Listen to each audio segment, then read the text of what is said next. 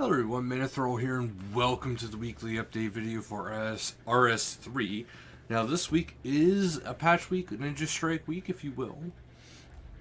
But there is the wiki functionality and so much more. There is a lot of patch notes to go through, guys. But the wiki functionality, as you know, you can actually type /wiki into the chat box to learn about all kinds of topics at the press of a button. So, well, now they want to make it even easier than doing that. They added a new wiki button to the right hand side of the chat box. So now you just got to click the button, type in your search term, and away you go. So they made that a lot easier right there. You can just click on that and find what you need to find through the wiki, and it'll be pretty good. Most of this stuff right here is actually just all in the patch notes. If anything is missed, I will come back and tell you guys about it. There's also a new ninja. So Mod Frosh, sorry if I'm mispronouncing that, has joined the fight as a junior content developer.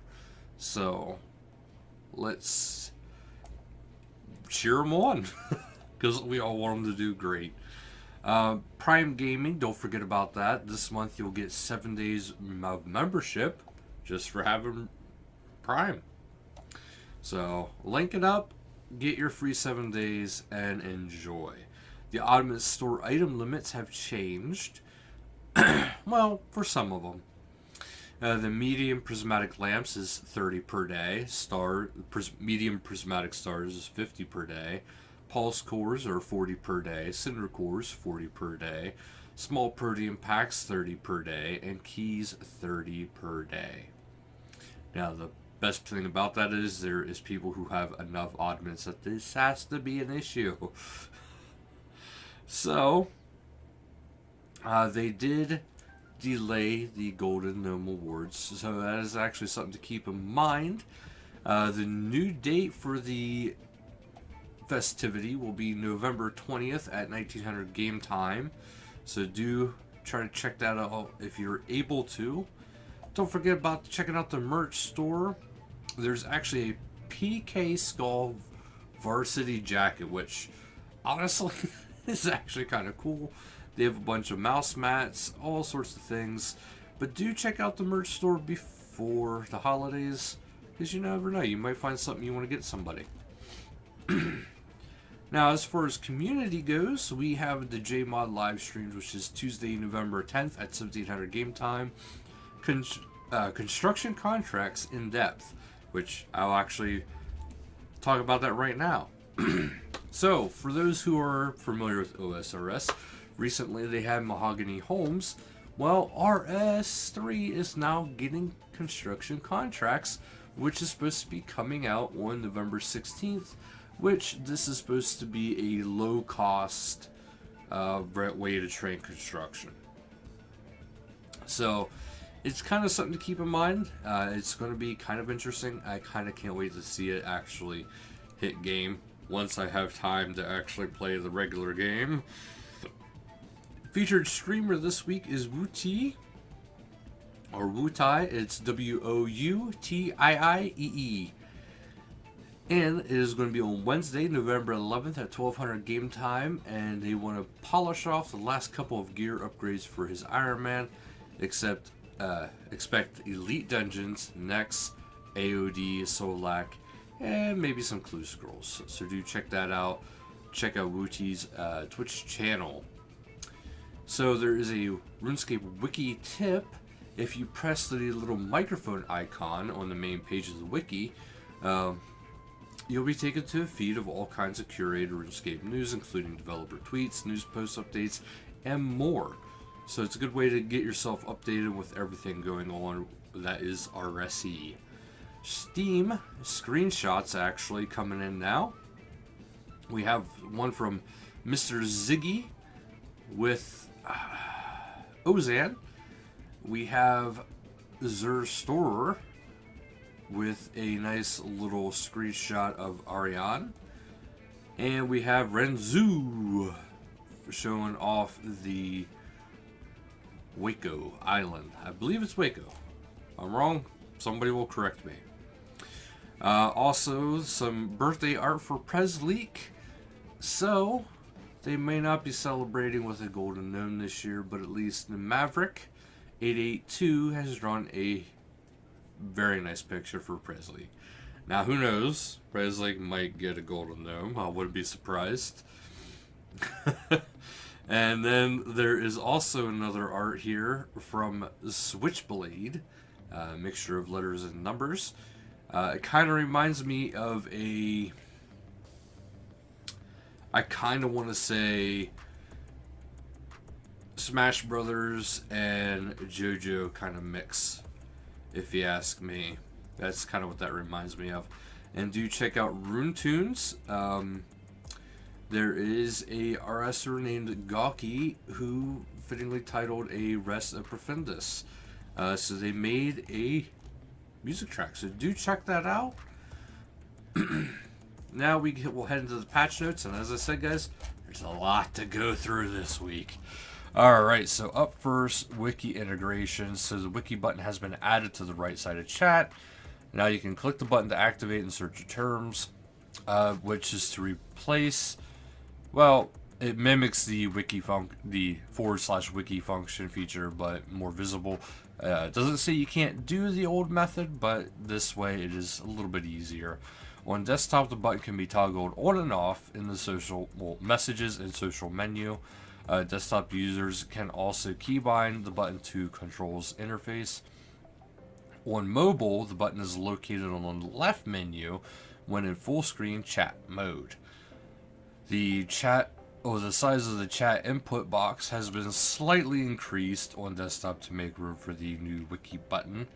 Known issues is the wiki button won't register clicks if the click-through chat box settings is toggled on. They're working to get that fixed for everybody. General quality of life is partially eaten jellyfish cannot be kind of combined together using War's decant option or with a friendly fisherman in the jellyfish spots in the deep sea fishing hub.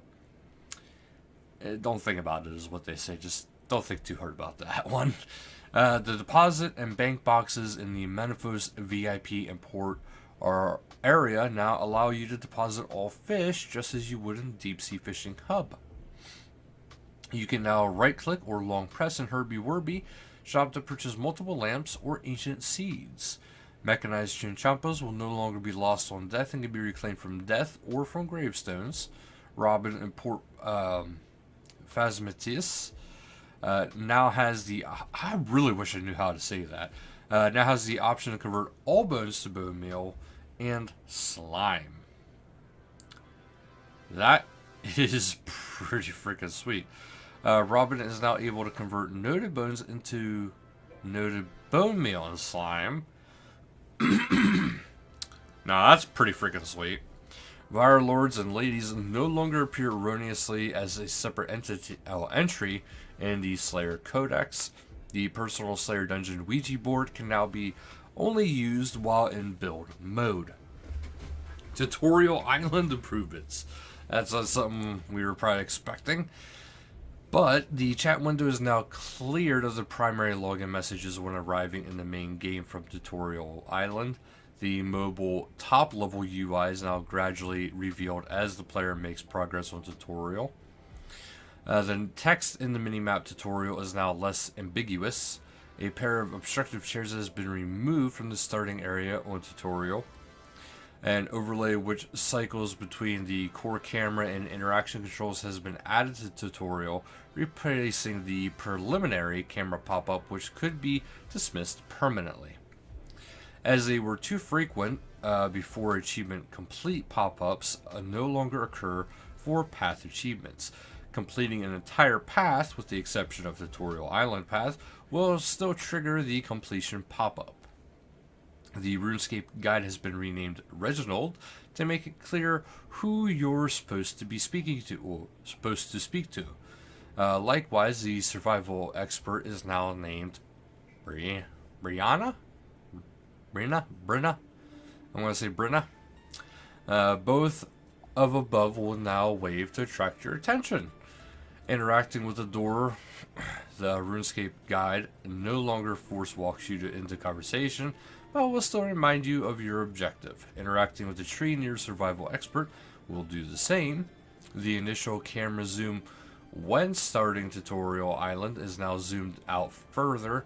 Input terminology on Tutorial Island has been updated to comply with mobile gesture compliance guidelines. Activity tracker instructions during the Survival Expert section of Tutorial Island are now clear. Woodcutting and fishing on Tutorial Island will now immediately display an overhead message to notify the user instead of delayed objects. Object box, or they say. The Activity Tracker Parent tab is now locked while on Tutorial Island. Earth and Dig Site improvements. Time War tinctures can now be bought and noted from the Archaeology Guild shop. The Lorehound pet now provides the increased chance to find lore pages while excavating. The timer for the Power Burst of Opportunity has been extended from 9.6 seconds to 15 seconds to allow players better time to its use around reaching 100% focus while excavating an archaeology location. Mr. Mordot no longer turns to face the player during a certain section of dialogue. The bonfire of the Southeast Anacronia no longer references spooky wookie vampires. The pyramids of Zolo City will no longer have interact options if the mystery has progressed. Achievement improvements. Unchecking the show completed checkbox in the achievement interface will now remove completed steps in achievement drop-downs, making it much easier to see what you have left to complete. The feat subcategory in the achievement interface has been upgraded to full category with a subcategory for hidden achievements such as clue logs, boss logs, slayer logs, the silver and gold and warden titles, and breeding the player-owned farm Ravensworn traits. A boss pet subcategory has been added to the achievement system and can be found in the combat category. Completing boss subcategories is no longer dependent on getting a rare pet drop. Change the prerequisite quest for Kitty the Litter achievement from rat catchers to Gertrude's cat, as you could use a kitten as well as an adult cat. Updated the text in the What's Mine is Also Dorok achievement to have the correct smithing requirement. Removed extraneous quote characters surrounding the names of the 16 Menaphos insect collection objects. Changed the skill requirement for the not waving but drowning achievement. It is now requires 57 rune crafting. The general shadow achievement has been removed as a requirement for the quest cape because it prevented players from claiming their quest cape. At the request of players, the Mobilize This achievement has been reinstated. The Death Plateau and Druidic Ritual achievements are now completed if the rework versions of these rework quests are complete. The Wolf's Whistle achievement already supports the pre-rework version. The Supply and Demand achievement now references the Death Plateau achievement instead of the quest, so that the rework version is valid prerequisite.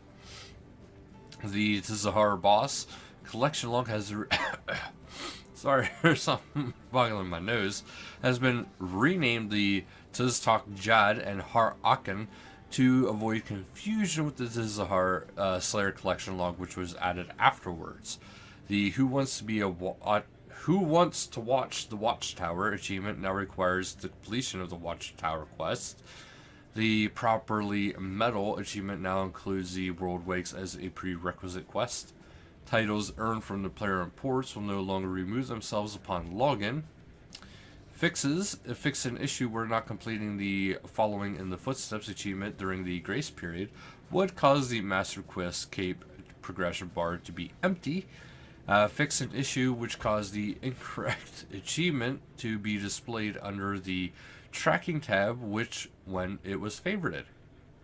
And fix an issue where the at 1 plus 55 with nature achievement required 91 crafting, and now correctly requires 91 rune crafting. Mobile improvements, gesture icons have been added to mobile interaction and camera control pop-ups, and the mobile controls primer. Some text has been shortened to welcome RuneScape mobile controls interface to address localization issues. Other improvements is trees around Gillinor have been despookified, and the Draenor Manor grounds have been despookified as much as possible, although the rework is still in effect, of course. So, that'll actually be it for today's video. So, overall, a lot of patch notes, but do look forward to next week with the construction contracts. So, thank you guys so much for watching. Until next time, later, guys.